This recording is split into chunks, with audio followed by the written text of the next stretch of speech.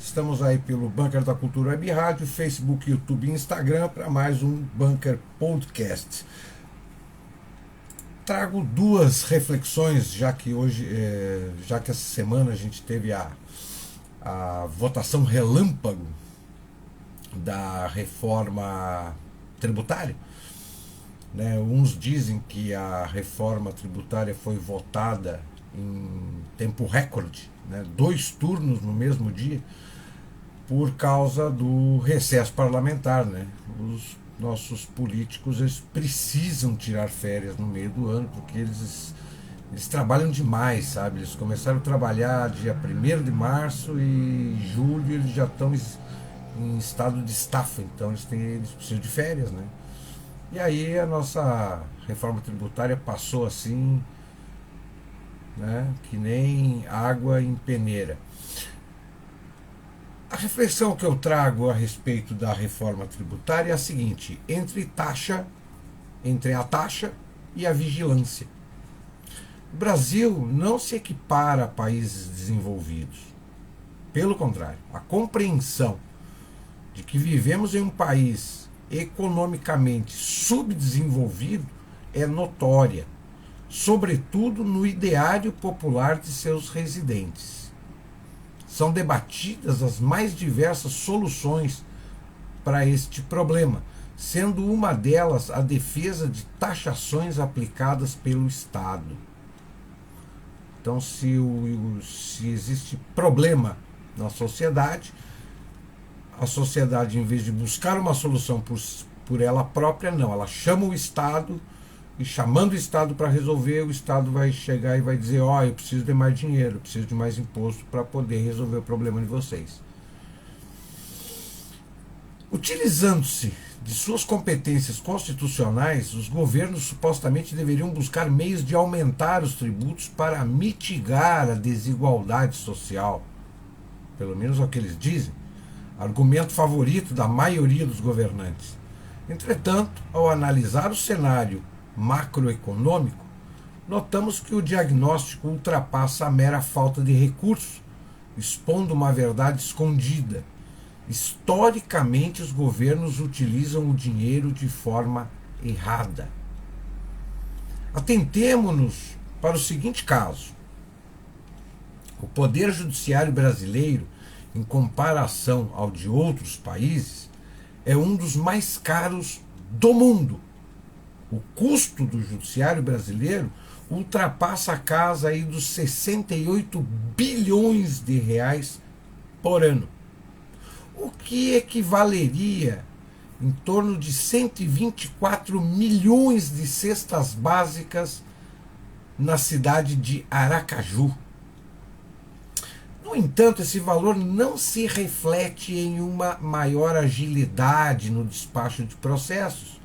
A nossa prestação de serviço judicial é uma das mais morosas do mundo. Segundo o desembargador Reis Fried, isso é o reflexo da ineficiência do Estado como prestador de serviços públicos.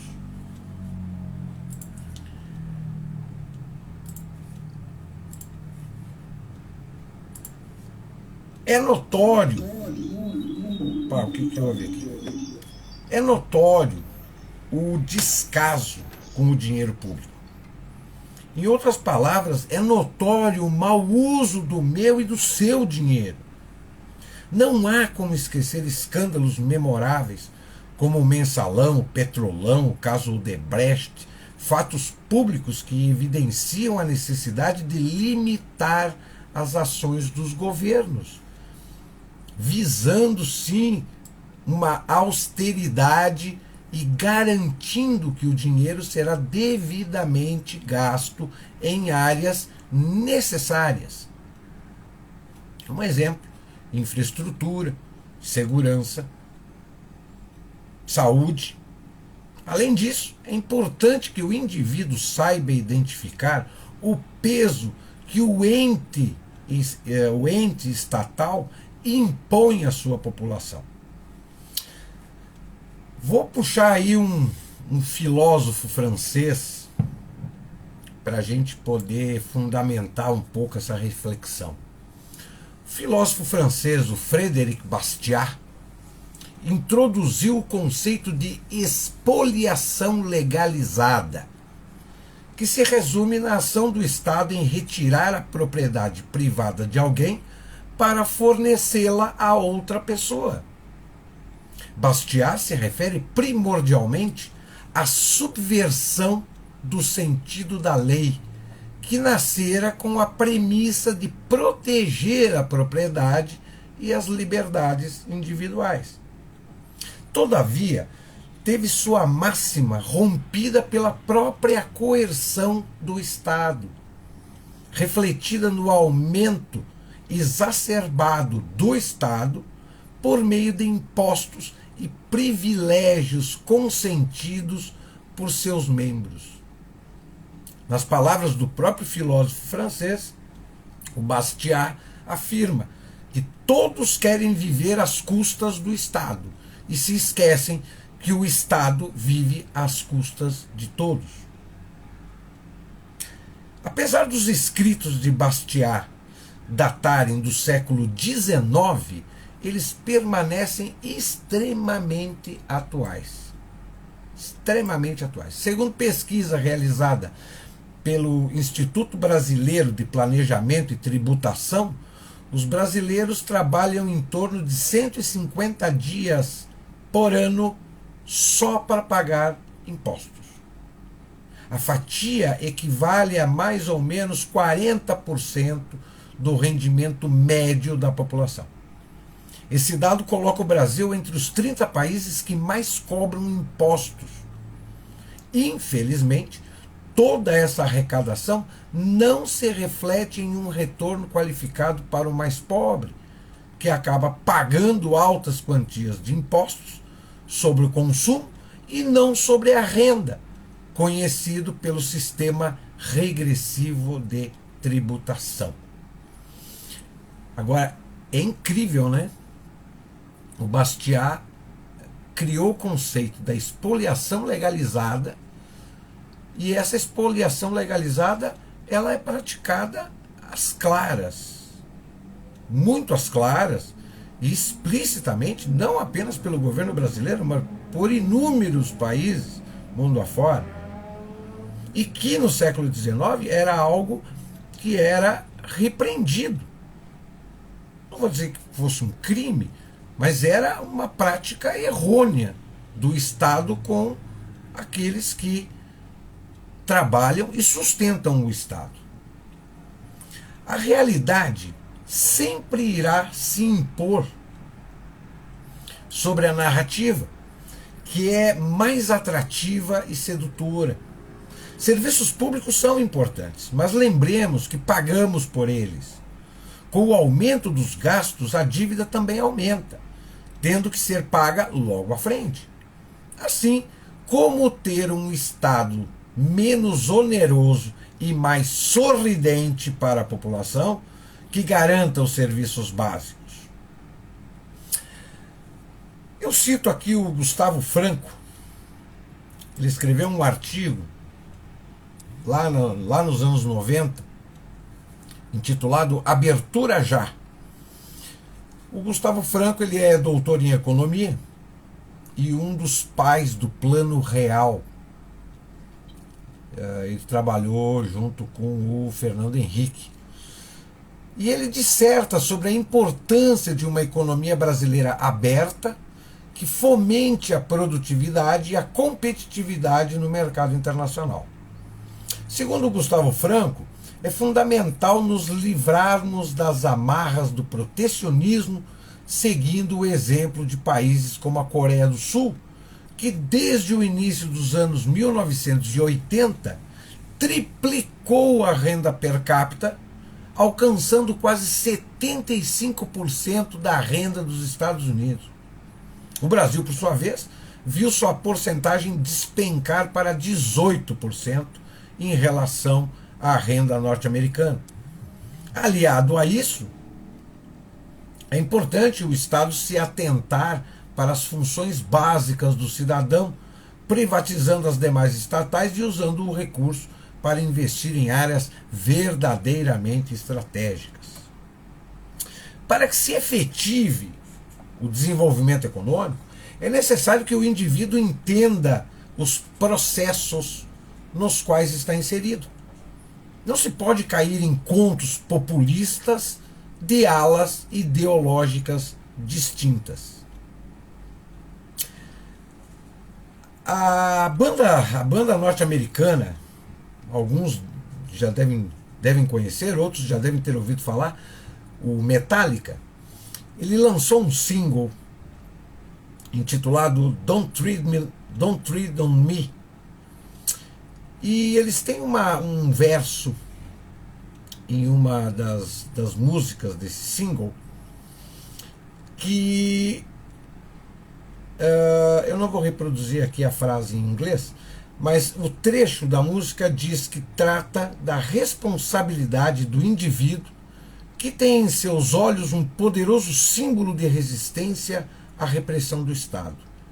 Entre a taxa e a vigilância, seguiremos com os olhos abertos, observando aqueles que ousem nos privar de nossa liberdade. Se fala muito em cuidar da liberdade, de promover a liberdade, de combater a opressão, o problema é que o que é liberdade? A gente já nasce, mesmo a gente estando num sistema democrático, dizem que é democrático, nós não temos toda essa liberdade que o imaginário popular diz que a gente tem. A gente tem algumas liberdades. E muitas liberdades, elas são limitadas. Então, a liberdade é um termo que ele foi banalizado, assim como a violência foi banalizada, assim como tantos outros termos foram banalizados, a democracia está sendo banalizada. E a liberdade foi a ferramenta principal na retórica e no discurso da esquerda para que as pessoas pudessem se achar livres. Somos livres. Eu faço o que me der na veneta, o que me der na telha, eu posso tudo. E nessa de eu posso tudo, eu tenho liberdade, eu sou livre. As pessoas foram assimilando as agendas da esquerda e do politicamente correto sem notar que a cada prática que eles assimilavam das agendas da esquerda, utilizando a liberdade que eles tinham de escolha, e eles estavam escolhendo mal, escolhendo muito mal, a sociedade ela própria foi se oprimindo. Ela mesma foi limitando as suas liberdades no momento em que ela privilegia coletivos, que ela privilegia pensamento único, que ela privilegia grupos ditos minorias. Isso aí é uma forma de oprimir a liberdade. De fazer no momento em que a gente as escolhas são limitadas, é sinal que a liberdade ela está limitada também. E as nossas liberdades de escolha estão cada dia mais limitadas.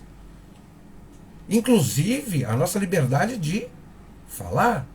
Certamente, se eu falar realmente o que eu teria vontade de falar, ou o que eu penso que é correto e que eu deveria divulgar, eu prefiro me policiar, porque eu estou aqui falando, mas eu sei que aí fora tem muita gente ligada naquilo que eu estou dizendo, e eu, para não me incomodar, já que o Estado, além de opressor, ele é policial também, né? Eu posso ser taxado pela maioria politicamente correta de algum adjetivo que não me cabe, mas que para eles é muito fácil rotular justamente para oprimir, limitar a liberdade. E é isso que acontece. Vem acontecendo há mais de 30 anos. Eu sou livre, eu sou livre. É livre nada. O próprio povo foi se automutilando, né? E hoje se contenta com migalhas e com retóricas que a esquerda apresenta, achando que aquilo que é o ideal, é o necessário. Mas fica aí. Mesmo assim, parecendo que a guerra a guerra não está perdida. O povo vem a cada dia perdendo batalhas, mas a guerra ainda não está perdida. A gente tem ainda a oportunidade, temos oportunidade ainda de abrirmos os olhos, de divulgarmos o que é necessário as pessoas aprenderem, apreenderem e auto-refletir sobre seus pensamentos e suas práticas, para que, quem sabe daqui a algum tempo, a gente não seja realmente 101% engolidos pelo Estado, assim como vem acontecendo na Venezuela, assim como vem acontecendo na Argentina, assim como vem acontecendo na França, assim como vem acontecendo nos Estados Unidos, no Canadá. Todos esses países que eu cito adotaram, implementaram e praticam as agendas politicamente corretas da esquerda. Como é que eles estão? Como é que eles estão? Ninguém vem me dizer que o Canadá e os Estados Unidos é o paraíso da democracia capitalista, porque isso aí já não é mais há muito tempo. Há muito tempo. Se você me disser que os Estados Unidos e o Canadá, eles são os que melhor assimilaram um Estado policialesco, um Estado politicamente correto e governado para ser um país socialista, aí eu concordo. Porque de democracia capitalista, Estados Unidos e o Canadá não tem há muito tempo. 8 horas e 20 minutos. Hoje é sábado, não vou me estender muito, mas eu, para complementar esse nosso tempinho aqui, essa nossa horinha de sábado, eu hoje casualmente me deparei com um artigo do cronista Ubiratã Jorge Iório. Não é que eu seja fã dele, mas em alguns momentos ele escreve alguns artigos muito interessantes e bem explicados, né? Vamos usar um termo mais da moda. Ele apresenta temas um tanto complexos de uma forma bem didática, né? E eu hoje me deparei com esse breve artigo dele, intitulado O Monstro de Duas Cabeças. Bem sugestivo o título desse artigo dele, mas de extrema realidade para a gente poder enxergar um pouquinho mais o que acontece ao nosso redor. É cada vez mais visível que outrora, denominado mundo livre, está sofrendo uma investida inédita e muito poderosa. Uma enorme arremetida contra o que a dita humanidade de mais humano, desencadeada por agressores movidos por uma insaciável vontade de poder. Eu sempre afirmei que a pior doença que a humanidade carrega na sua genética chama-se poder. A doença do poder, essa aí é... E eu não vejo cura para isso, não. Trata-se de um ataque impiedoso a todas as reservas de liberdades pessoais e de valores morais consagrados pela tradição. Em primeiro lugar, para essa turma chamada de pós-moderna, neossocialista, social-democrata. Tradição para eles é coisa que tem que ficar no passado. Tudo tem que ser reformado, transformado ou construído. Né? Então, o maior algoz da civilização ocidental atualmente, com sua agenda destruidora, radical, mas sempre apresentada subrepticiamente como socialmente justa e politicamente correta, como promotora da igualdade e defensora do planeta, é um monstro de duas cabeças. A primeira cabeça desse monstro chama-se socialismo. E a outra cabeça desse monstro chama-se globalismo.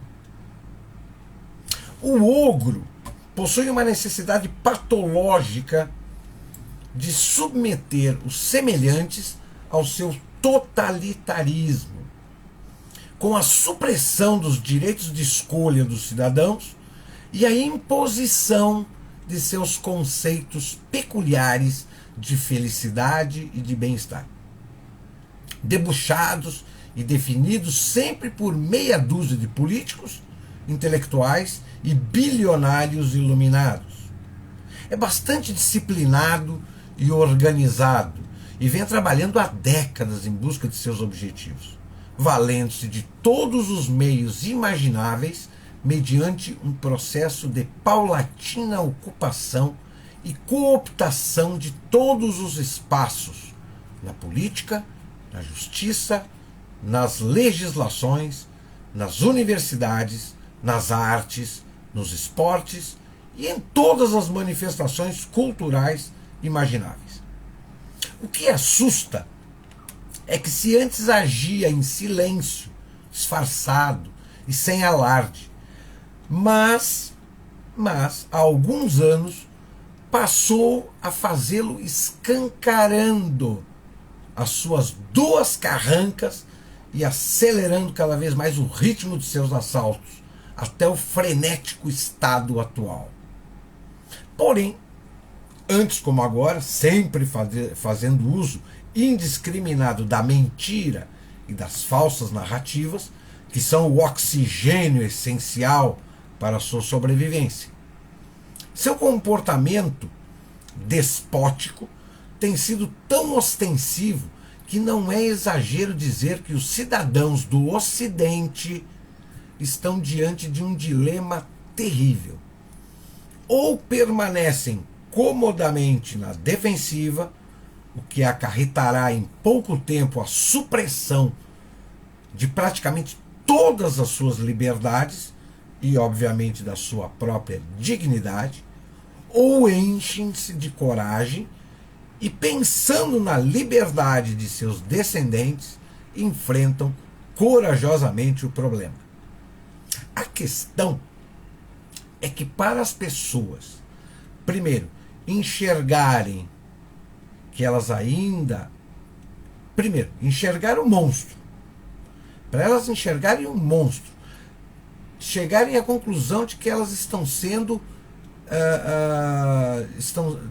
estão suprimindo a sociedade, estão acabando com as liberdades e com a dignidade de cada um. Para tudo isso, essa sociedade precisa de conhecimento e informação. E esse conhecimento necessário para as pessoas poderem enxergar o monstro, a ponto de poderem se encorajar para combater o monstro, esse conhecimento não chega. Não chega por quê? Porque as pessoas não querem conhecimento.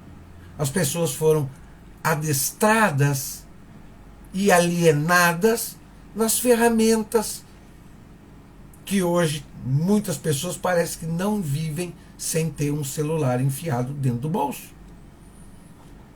E para as pessoas o que vale é o que aparece na telinha do celular. É aquela informação consumível.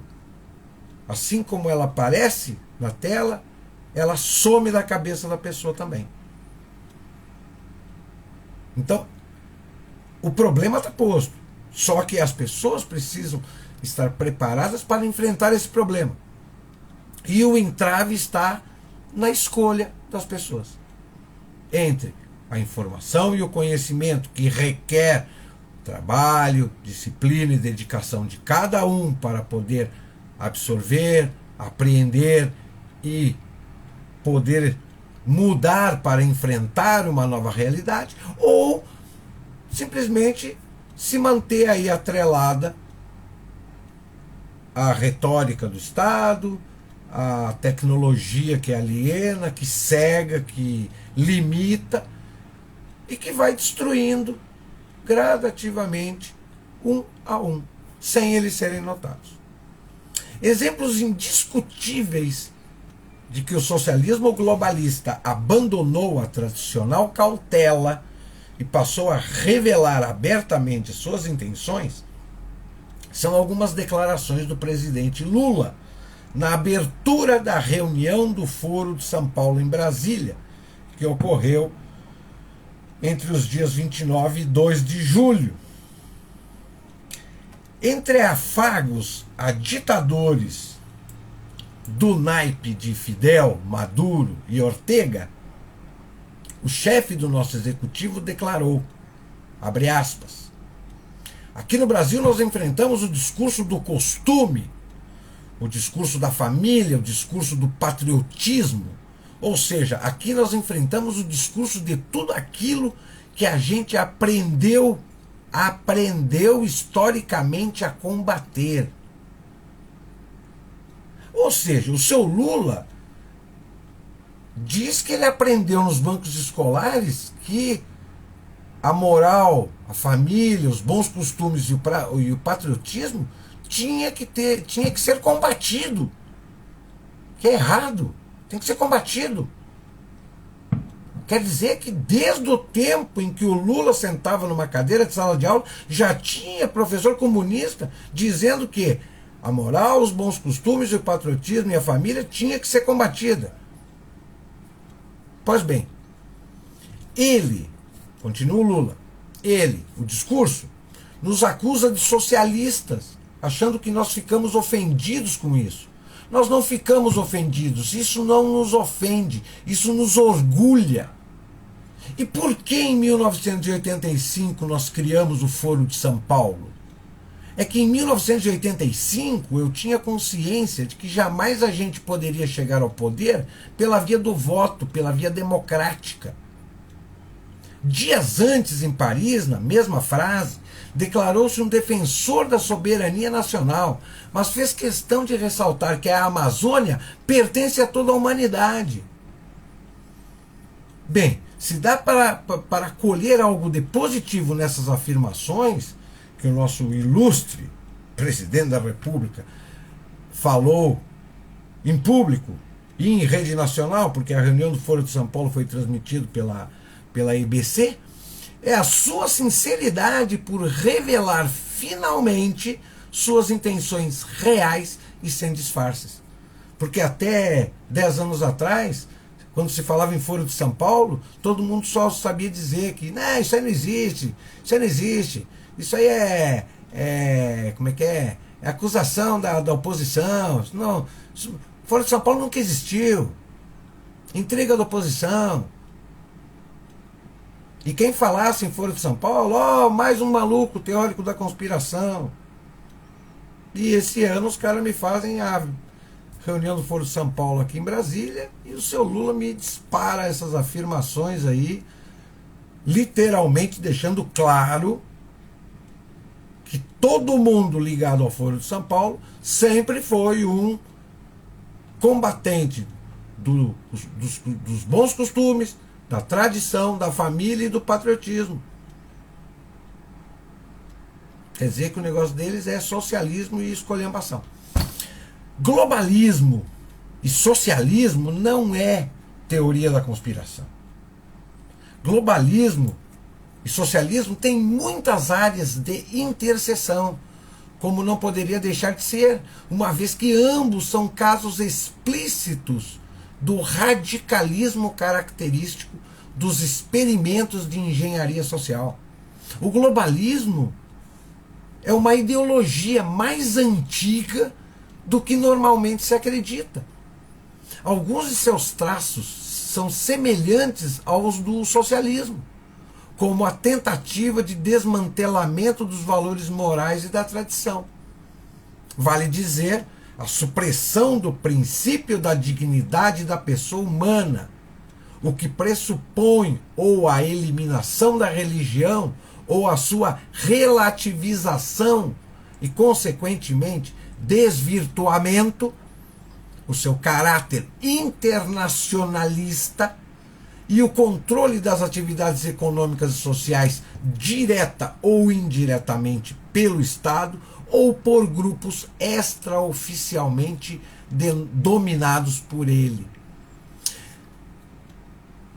Vocês acreditam que essas milhares, sei lá quantas, qual é o número exato, mas são milhares de ONGs espalhadas pelo planeta, cada ONG levantando uma bandeira para combater alguma necessidade, alguma desigualdade, algum problema social. Não existe uma ONG no planeta que faça um trabalho e que esse trabalho não seja direcionado por alguém ligado ao socialismo ou ao globalismo. Não tem. Médicos Sem Fronteiras, Greenpeace, qualquer ONG é ligada ou está praticando alguma coisa orientada ou por um grupo ligado ao socialismo ou ao globalismo. Isso não é de hoje, isso é antigo. Só que quando a gente falava, 15, 20 anos atrás, teórico da conspiração, isso aí é bobagem, isso aí não existe. Tá aí, o cerco se fecha todo dia um pouquinho. Todo dia um pouquinho. É exatamente pelo fato de que a estrutura familiar não depende de nenhuma visão de Estado e de mundo que é preciso destruí-la, uma vez que impede a construção de uma sociedade baseada no coletivismo e submetida a seus devaneios opressores.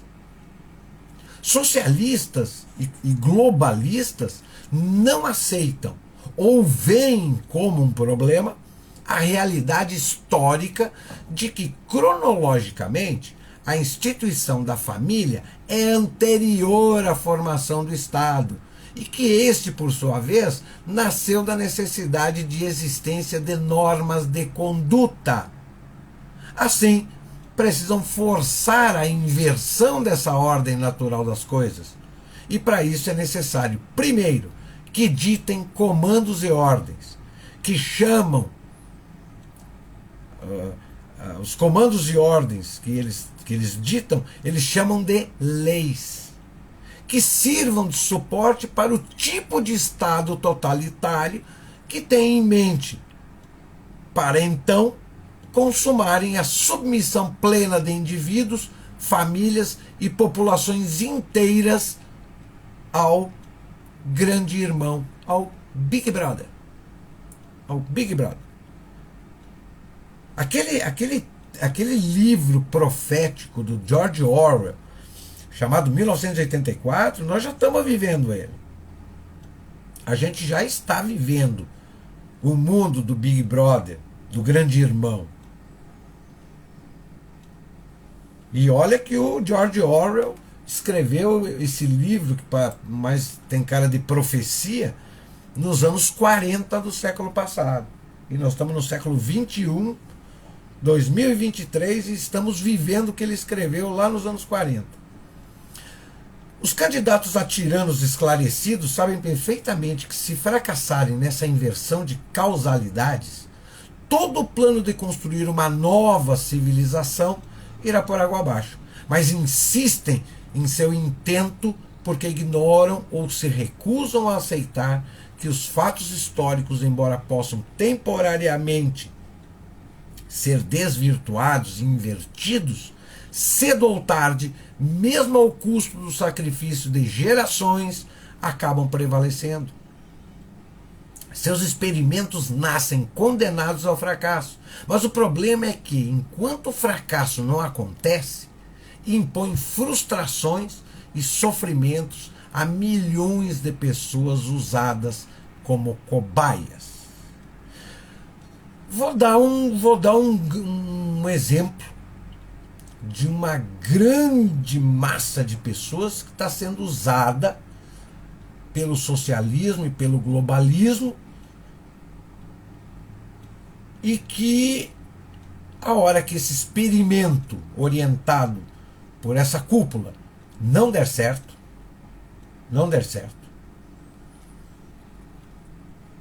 e não vai dar certo, não tem como dar certo, porque é aquela coisa, enquanto eles experimentam, tudo parece um mar de rosas, mas tudo tem um final. E o final desse circo LGBT que foi montado lá nos anos 1970 e que hoje se espalhou pelo planeta como se fosse um vírus, que nem o Covid-19, que esse movimento LGBT não é nenhuma novidade. Ele começou lá nos anos 70 em São Francisco. E hoje parece que a cada esquina aparece, eles se multiplicam, os LGBT se multiplicam assim de forma quase que pandêmica. Essa experiência desse movimento LGBT, uma hora vai ter que ter um final. Nenhuma experiência lá começa, tem o seu desenvolvimento e não tem fim. Vai ter um final. Vamos ver. Talvez eu não veja o final dessa experiência, mas não é das mais promissoras. Socialismo e globalismo são ideologias internacionalistas, ou seja, não é limitado a um país, é para o planeta inteiro, não é para meia dúzia de países, nem para um continente, é para o planeta inteiro. Logo, são antissoberanistas. É certo que o conhecidíssimo mote expresso em 1848 por Marx e Engels no nefando manifesto Proletários de todos os países univos, de fundo claramente internacionalista, perdeu certa forma o seu sentido, mas o espírito está claramente presente no vocabulário dos globalistas de Davos, da ONU, das ONGs, da União Europeia, da OTAN, da OEA, dos liberais norte-americanos, dos partidos de esquerda espalhados pelo mundo, das big techs e dos banqueiros, das farmacêuticas, em uma interminável lista de expressões repercutidas exaustivamente como ladainhas pela mídia, universitários, artistas e pretensos intelectuais cooptados por décadas de doutrinação, tais como governo mundial, diversidade cultural, mudanças climáticas, nova ordem mundial, energia limpa, dívida histórica, branquitude, família tradicional, meu corpo, minhas regras, heteronormatividade e muitas outras expressões que foram sendo implementadas e viraram palavras rotineiras na boca de todo mundo.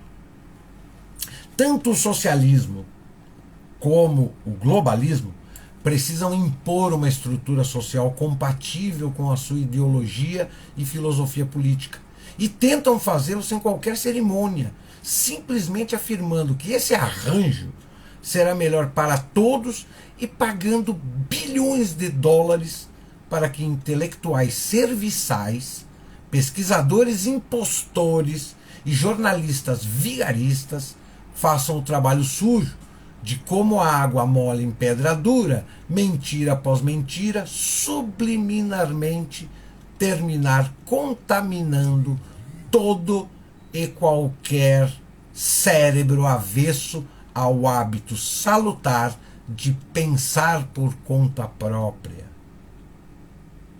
Infelizmente, como foi escrito há milênios em Eclesiastes, capítulo 1, versículo 15, o número de tolos é infinito.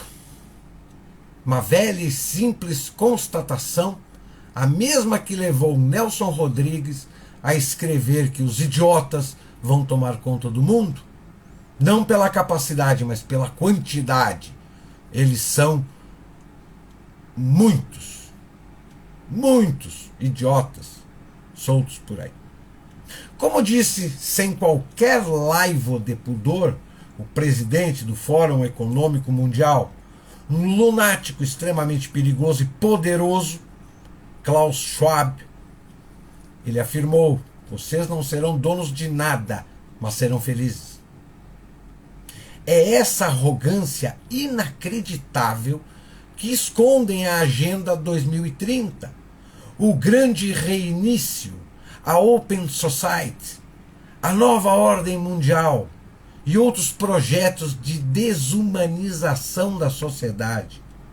Essas ideias de jirico representam um perigo sem precedentes para a nossa civilização, porque seus defensores são verdadeiros psicopatas, loucos, pretensiosos, arrogantes, tiranos, frios, dissimulados. E como isso importa? Com o agravante de serem financeiramente poderosíssimos. É muito preocupante para quem defende verdadeiramente a liberdade e os valores morais. Que Schwab tenha feito uma visita recente ao Brasil, tendo em vista essa amigação do socialismo com o globalismo, e sabendo que o governo brasileiro atual, seja por ideologia, seja por interesses, endossa o caminho da servidão com a escravidão do indivíduo pelo Estado. O que esse sujeito veio fazer aqui no Brasil? Já não nos bastam os nossos déspotas domésticos? As portas do Brasil estão abertas para os globalistas virem aqui e investirem. São eles que investem no Brasil com o objetivo de que o Brasil seja rapidamente dominado dentro do sistema globalista que está sendo imposto. Por isso, quem tem ouvidos para ouvir e um mínimo de inteligência e independência intelectual para saber interpretar as coisas, entende perfeitamente muitas das declarações aparentemente estapafúrdias do presidente do nosso país, o seu Luiz Inácio. Assim como inúmeras coisas do arco da velha que vêm se tornando comuns em nossa política. A verdade é que o Estado moderno, no Brasil e no mundo, tornou-se máximo naquilo em que deveria ser mínimo, e mínimo naquilo em que deveria ser máximo. Inversão de valores. Assim, tudo para eles é invertido. Tudo. Os socialistas e os globalistas, tudo que está posto e funcionando, eles pegam, param tudo e invertem tudo. Vou dar um exemplo. O nosso federalismo brasileiro é o contrário. O nosso sistema federalista, a República Federativa, nosso federalismo, ele é praticado às avessas. Se ele fosse praticado como deveria ser, quem sabe o Brasil não estaria na situação que está. Mas como essa turma do socialismo e do globalismo, eles têm que ou aniquilam o que tá posto e funcionando, ou eles reformam, ou eles transformam, ou eles aniquilam para construir do jeito deles. Do ponto de vista estritamente econômico, e para simplificar o sucesso do amancebamento entre socialistas e globalistas, significa tão somente que a presença do Estado vai continuar a aumentar em todo o mundo, mas não do modo gradual como aconteceu a partir dos anos 30, 1930, e sim mais aceleradamente. Na Holanda, por exemplo, o governo já está ameaçando confiscar propriedades rurais e até sacrificar gado em nome de supostas mudanças climáticas. Algo absolutamente inconcebível. Por sua vez, em nome da diversidade, em todo o mundo, minorias vêm sendo favorecidas em concursos e em ofertas de emprego sem critérios de mérito e em detrimento de maiorias. Na França, Emmanuel Macron, um exemplo típico de esquerdista e globalista, está querendo se aproveitar do caos que as políticas que sempre defendeu instalaram no país para aumentar o poder do Estado sobre os indivíduos. E o mais incrível é que não é difícil encontrar pessoas que apoiam esses tipos de violência. Justamente porque as pessoas não têm informação e conhecimento político. Elas só ouvem o que eles querem que as pessoas escutem. E se a pessoa não se ajudar e não for buscar o tal conhecimento necessário para ver que eles estão sendo articulados, manipulados e trabalhando em prol de um grupo, as coisas não têm perspectiva. Trazendo essas preocupações para o Brasil, trago uma questão. Para que tem servido o Estado em nosso país, a não ser para explorar os cidadãos? De 1985 a 2023, se a gente for enumerar e citar todos os casos de corrupção e roubalheira que ocorreu no Estado brasileiro, olha, bom, o Brasil já tem o rótulo do maior caso de corrupção da história mundial, né, que é o Petrolão. Agora, se nós enumerarmos todos os casos de corrupção que já ocorreram no Brasil entre 1985 e 2023, certamente eu acredito que a gente seja recordista também. E apesar de termos passado por tantos casos de corrupção e termos o título de ter o maior caso de corrupção da história do planeta, a corrupção não termina. Não termina, não para. E corrupção não é só contra a empresa estatal, não é só roubar dinheiro público. A corrupção, ela está em pequenos gestos de cada cidadão.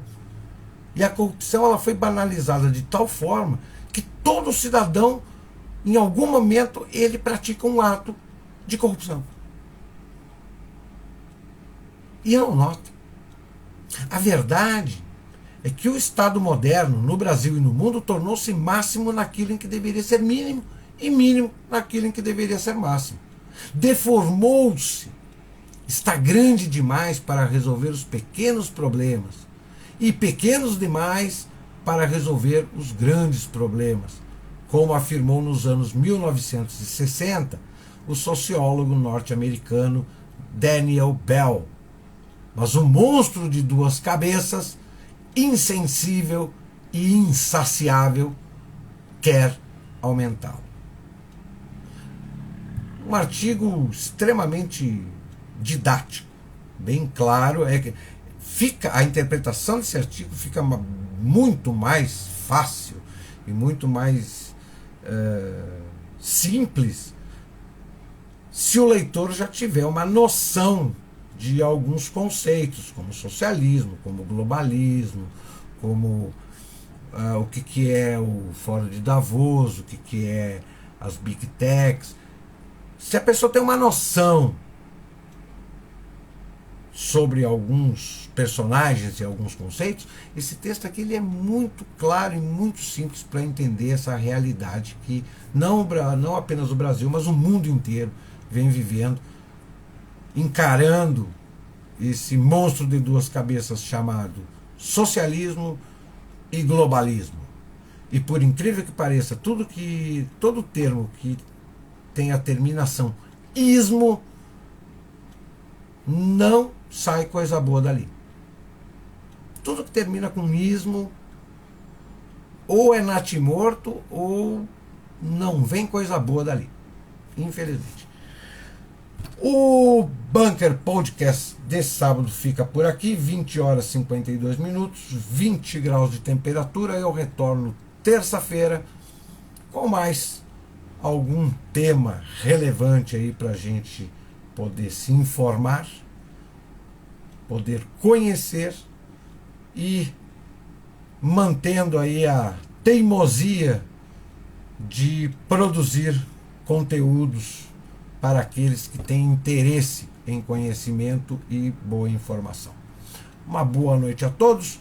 Para quem está conectado no Bunker da Cultura Web Rádio, 21 horas tem Disco History e na sequência é 24 horas de boa música e informação pelo Bunker da Cultura Web Rádio. Uma boa noite a todos e até terça.